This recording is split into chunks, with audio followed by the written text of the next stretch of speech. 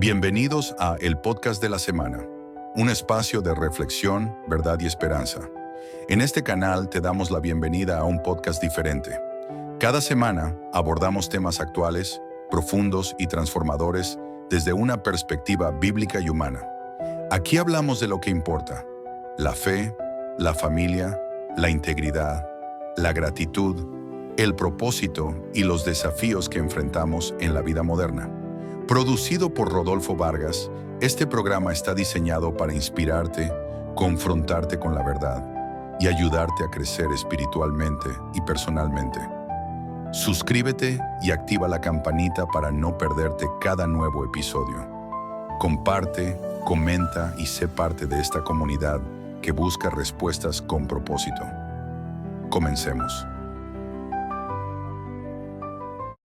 Bienvenidos a este espacio de reflexión sobre el tema del infierno y el castigo eterno consciente.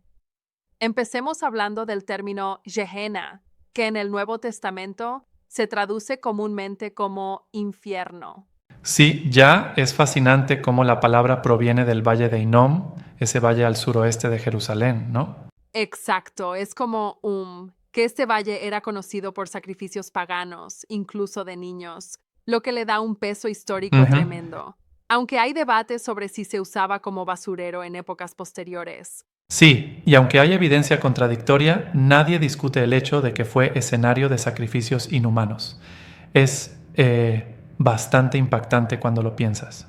Y luego pasamos a la descripción muy gráfica del castigo en Apocalipsis 14, donde se habla del tormento con fuego y azufre y ese humo que asciende por los siglos de los siglos. Es casi como un testimonio ardiente de las consecuencias del pecado. Efectivamente, y esa idea de por los siglos de los siglos genera preguntas profundas sobre la duración del castigo. ¿Será que el sufrimiento es una experiencia consciente interminable? Ahí viene la discusión crucial. ¿Es eterno el castigo como una experiencia de tormento consciente o se trata de un castigo proporcional que culmina en la aniquilación del alma? Es un debate que ha dividido a muchos estudiosos. Sí, y aquí se plantea la diferencia entre el aniquilacionismo y la doctrina tradicional de la inmortalidad inherente del alma. Los aniquilacionistas sostienen que el alma, al no ser inmortal por naturaleza, puede ser finalmente extinguida tras cumplir su sanción. Exacto, y a su vez, los condicionalistas dicen que solo los que Dios otorga la inmortalidad viven eternamente, lo que abre la posibilidad de que el castigo tenga un final real para quienes rechacen la salvación. Pero ¿no se te hace un poco problemático que usamos términos como destruir o perecer? Porque esos términos sugieren una aniquilación en lugar de un tormento sin fin, ¿verdad? Correcto. Ese es uno de los puntos más debatidos. Las palabras destruir y fuego se usan en el texto y han sido interpretadas de maneras muy distintas. Por ejemplo, ¿será que el fuego representa literalmente un tormento eterno o es una metáfora de la justicia divina? Esa es una gran pregunta, y como se menciona, en algunos pasajes se alude a la más densa oscuridad del infierno, lo que demuestra la complejidad de las imágenes. Es como tener dos descripciones aparentemente contradictorias tratando de transmitir la misma realidad, ¿no? Exacto. Y eso nos lleva al tema de las interpretaciones sobre el eterno en estos textos. Por ejemplo, el término griego aion puede referirse tanto a una eternidad plena como a una edad o periodo considerable, lo cual ya abre espacio para diferentes entendimientos. Sí, y justamente ese detalle técnico del idioma griego es fundamental. Así, algunos dicen que el castigo es simplemente el reflejo de la justa ira de Dios, proporcional al pecado cometido. Pero la otra visión, la tradicional, argumenta que ese tormento es consciente y sin alivio. Y aquí me gustaría plantear un pequeño desafío. Algunos critican la idea del castigo eterno, pues resulta moralmente repugnante para cualquier mente sensible. ¿Cómo justificamos un tormento sin fin frente a, digamos, la justicia y la misericordia divina? Interesante punto. Pues la respuesta de muchos de los teólogos tradicionales es que el pecado ofende la infinita dignidad de Dios. Es decir, el castigo no se mide por el tiempo del infractor, sino por la magnitud de la ofensa contra un ser infinito. Exacto, y es una cuestión de proporcionalidad. El pecado, aunque cometido por una criatura finita, ofende a aquel cuya gloria y santidad son infinitas. Por eso, según esa perspectiva, el castigo eterno tiene sentido dentro de esa lógica. Eso, claro, pero luego surge otro argumento. ¿Por qué habría que sufrir eternamente si se sigue pecando en el infierno? Algunos sostienen que el pecado sin fin se corresponde con un castigo sin fin, es decir, que la naturaleza del infierno es reflejo continuo de la incapacidad del pecador para arrepentirse. Exacto, y ese argumento se apoya en pasajes como Apocalipsis 22:11, donde se dice que el injusto continúe en su injusticia. Es una especie de principio de que el castigo y el pecado se nutren mutuamente de forma continua. Ujú. Aunque debo decir que personalmente encuentro difícil aceptar la idea de un tormento consciente eterno, ya que se me hace incompatible con la imagen de un Dios amoroso. ¿No crees? Sí, es un punto muy delicado y comprensible. Pero la respuesta que se suele dar es que la verdad no se acomoda a nuestras preferencias.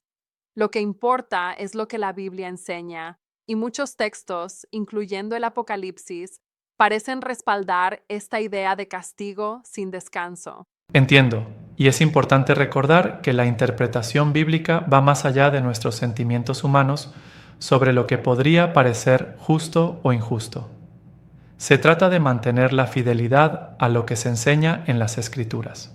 Exacto, y a esto se suma el caso de Satanás. Mateo 25:46 y Apocalipsis 20:10-15 muestran que incluso el diablo, un ser claramente sensible, será sometido a un tormento eterno.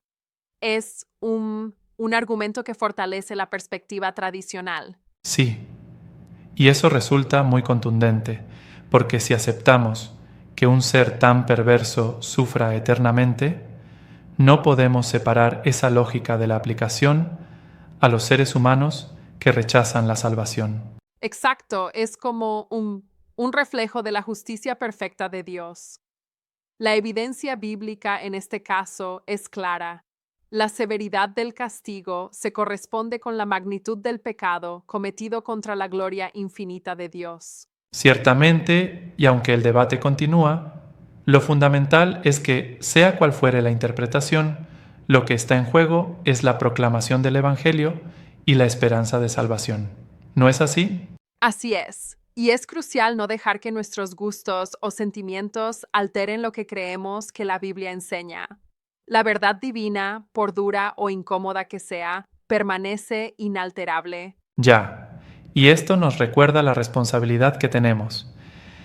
Hablar con fidelidad del Evangelio, porque al final la salvación es el único camino que ofrece esperanza en contraste al castigo eterno. Exactamente. Es un llamado urgente a reflexionar sobre la seriedad del castigo eterno y a considerar con seriedad la invitación de salvación. Nada de esto es fruto de un capricho humano, sino de la revelación de la Biblia. Y así, a pesar de que el tema es intenso y a veces perturbador, se convierte en una oportunidad para profundizar en nuestra comprensión de la justicia y misericordia divinas. También es un llamado, ya, a no conformarnos con interpretaciones fáciles. Sí, claro, y mientras exploramos estos conceptos, es interesante notar cómo cada término y cada metáfora, como el fuego, la oscuridad y el humo interminable, nos empujan a cuestionar y a pensar en un Dios cuya justicia es perfectísima, aunque a veces se nos escape por nuestra comprensión humana, limitada. Totalmente. Y esa complejidad nos obliga a mantenernos en constante búsqueda y diálogo. Aunque personalmente a veces cuestiono la idea de tormento eterno, debo reconocer la fuerza expositiva de los textos bíblicos que apoyan esa visión. Exactamente. Y es precisamente ese diálogo y la diversidad de perspectivas lo que nos recuerda que debemos estudiar siempre con humildad y apertura a la verdad revelada en la Biblia, sin importar lo incómodo que nos parezca. Muy cierto. En ocasiones, incluso la belleza del mensaje del Evangelio se enmarca en reconocer la realidad seria del pecado y su consecuencia, para, finalmente, dirigirse a la esperanza salvadora en Cristo, quien nos ofrece la salida en medio de esa justicia divina. Sí, y esa es la clave. Mantener un balance entre reconocer la severidad del castigo eterno y la esperanza que se encuentra en la redención. Porque al final, lo que está en juego es la vida eterna y la verdadera justicia de Dios. Exactamente. Y ese tema, aunque complejo y lleno de matices, nos motiva a vivir de manera íntegra, recordando que lo que se nos ofrece es la única esperanza genuina en contraste con un destino de eterna separación de Dios. Así es. Y ese es el mensaje final. No dejemos que nuestras preferencias personales nublen lo esencial, que es proclamar con convicción el Evangelio y la verdad que nos llama a la salvación. Totalmente de acuerdo y es fundamental seguir investigando, dialogando y, sobre todo, reflexionando sobre estos grandes temas para vivir una fe informada y comprometida. Muchas gracias por este enriquecedor intercambio. Espero que este diálogo ayude a ver con más profundidad la seriedad del castigo eterno y la urgencia de abrazar la esperanza que nos ofrece la verdad bíblica. Así es. Un placer compartir estas ideas. Seguimos en búsqueda de la verdad, sin importar lo dura que sea, porque solo en ella reside la salvación.